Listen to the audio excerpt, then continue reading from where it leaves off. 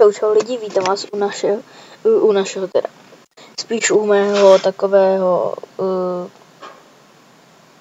jak bych to řekl,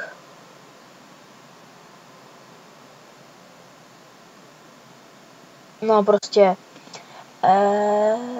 u takového tutoriálu, jak si udělat, jak nahrávat videa delší než 15 minut.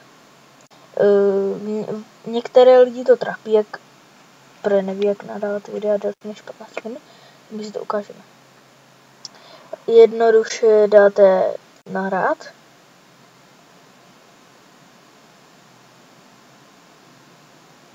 Tak. A tady dáte, jak máte dole pod tím nahrávat lze videa ve vysokém rozlišení v různých formátech až do velké chvíli, tak tady jednoduše zvyšte svůj limit. Tak, tady napíšete zadejte číslo mobilní, tam to zadáte, já tady nechci zadávat.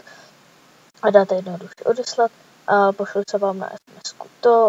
To pak prostě napíšete do takového prostě tam potom napíšete, co se vám potom ukáže a potom můžete nahrávat videa další jako minut.